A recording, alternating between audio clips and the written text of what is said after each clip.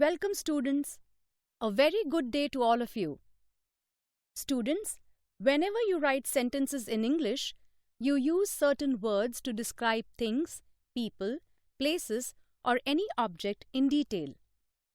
For example, if you spot a red car on the road, you may say, I saw a red Ferrari car. Or if you visit someone who lives in a house that is really huge, you would say, they live in a big house. As you may notice, you use words like red or big to describe objects like a car or house, which are nouns. Therefore, these words become describing words or adjectives. In this session, we will be learning all about adjectives, which is yet another important part of speech in English grammar. Students, there are different kinds of adjectives. 1. Adjective of quality.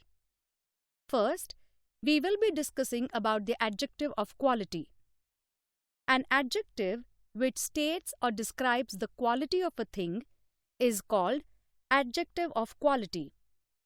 It generally answers the question, what kind of? Let's consider a few examples.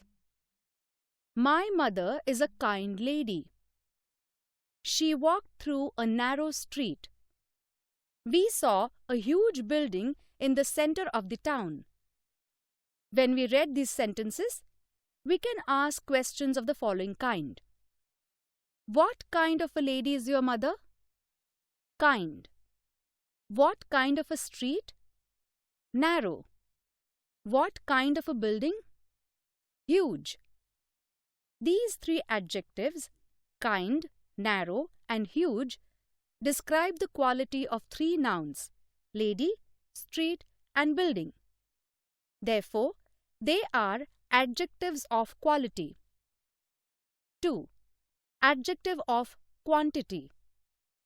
Next, we move on to adjective of quantity. As the words suggest, an adjective that states the quantity of a thing is called adjective of quantity. It answers the question, how much?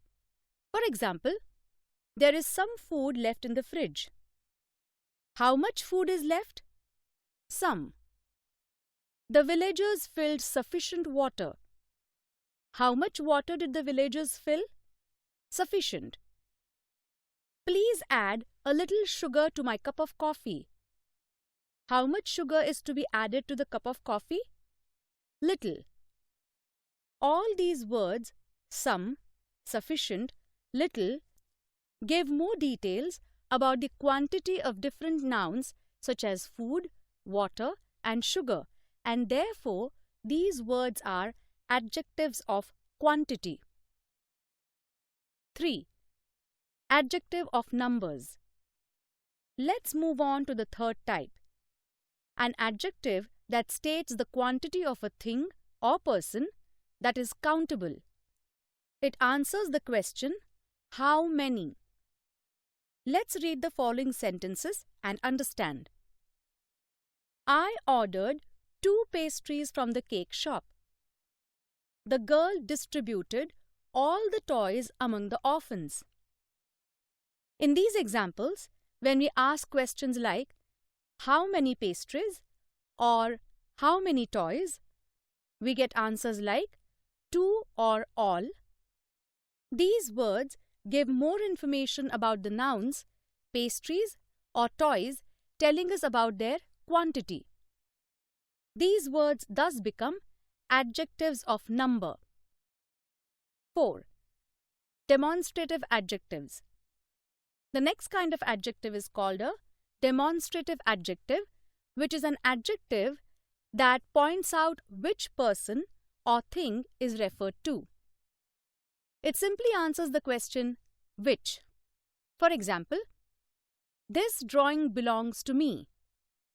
That boy is the winner of the race. These newspapers are very old. Those girls have prepared a model. All of these words, this, that, these, and those, answer the following questions. Which drawing? This. Which boy? That. Which newspapers? These. Which girls? Those. They describe in detail the noun we are referring to in that sentence. Hence, they are demonstrative adjectives. 5. Interrogative adjectives are those which are used to ask for information about its noun. In the following sentences, he is the boy who scored the first rank. This is the village where I was born. These are the students whose parents attended the meeting. The words who, where, and whose tell us more about the nouns that are placed immediately before them. That is, who, boy, where, village, whose, students. The use of these words, therefore, relate to these nouns in the sentences, hence, they are interrogative adjectives. 6. Possessive adjective. The sixth kind of adjective is a possessive adjective which shows possession or ownership. It answers the question, whose. For example, we shared my tiffin. In this sentence, we may ask the question, whose tiffin? The answer is, my tiffin. This shows the tiffin belonged to me. Let's take another example. Their decision was taken in haste. Here, the answer to the question, whose decision, is their decision, which means the decision was taken by them. These two words, my and their, add meaning to the nouns tiffin and decision. Words like my, your, her, his, its, our, their could also be used as possessive adjectives. Let's learn a little more about the word his. You have also learned that in the chapter on pronouns. His is both a possessive adjective and a possessive pronoun. The way it is used completely depends upon its position in a sentence. You must remember that possessive pronouns are not used after a noun. We do not say mine book, whereas possessive adjectives are used immediately after nouns. For example, in the first sentence, the pronoun his simply refers to the boy to whom the boy belongs. A. This book is his, possessive pronoun. In the second example, B. His book is on the desk, possessive adjective. The use of the word his before the noun book adds more meaning to the noun and tells us more about the owner of the book. Therefore, his is a possessive adjective in this sentence. 7. Distributive adjectives. The last kind of adjective you will be learning about is a distributive adjective. A distributive adjective refers to each one or both of a number the nouns that the adjective describes. Words like each, every, either, neither are distributive adjectives. Let's use these in sentences. A. Each student was given a participation certificate. B. Every player in the team played very well. C. Either dress will fit well. D. Neither member of the gang was caught by the cops. In all these four sentences, the word each, every, either, neither refer to the nouns used student, player, dress, member. Therefore, these are considered distributive adjectives. Students, you have now learned all the 7 kinds of adjectives and their usage. You can solve the related activities in your book. Order of adjectives. Students, when we use different adjectives to describe a single noun, we must follow a certain order. In this session, you will learn about putting different kinds of adjectives in its correct order. The correct order is viz. Quality, size, shape, age, color, origin, material, qualifier.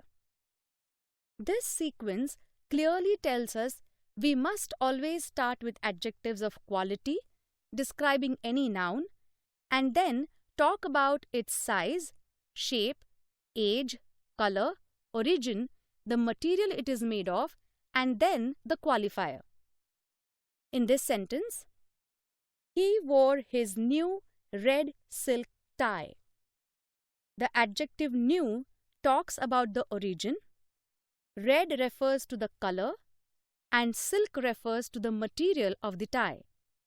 Therefore, the order of adjectives has been followed. 2. Sheena was a young, short, 10-year-old, mischievous girl.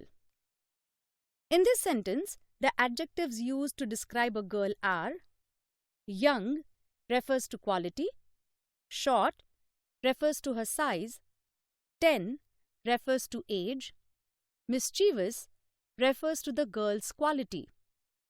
Students, you must remember this order whenever you use multiple adjectives. Students, in this clip, we will have a look at how other parts of speech that you have learnt about can also function as adjectives. You will then understand how certain nouns and even action words, verbs, can function as describing words. A. Nouns as adjectives. A noun functions as an adjective and is followed by another noun. For example, in this sentence, 1. They built a stone wall around the house. Here the word stone is a noun, but it functions as an adjective. When we ask the question, which wall? We get the answer, stone wall. Therefore, though stone is an object here, describes the material with which the wall is built, thus it functions as an adjective. Verbs as adjectives. Students, there are some action verbs which describe nouns in sentences. Such verbs are present participles which take the form verb plus ing and past participles which take the form verb plus ed or en or ne or t or n. For example, the present participle of break is breaking, whereas past participle of the same verb broken. Similarly, for verb sleep, it is sleeping, slept, and the verb frighten, the participles forms are frightening, frightened. Example 1. The breaking news stunned everybody. In this sentence, breaking is a verb ending in ing, but it describes the noun news in the sentence. Therefore, breaking, a present participle, functions as an adjective. 2. The broken jar hurt the little child. Here, the past participle, broken, functions as adjective because it describes more about the noun jar. Now, you have understood that participles, both present and past, act as adjectives, describing different nouns. We have now completed all the concepts related to adjectives, and it's time for you to solve all the exercises related to this part of speech.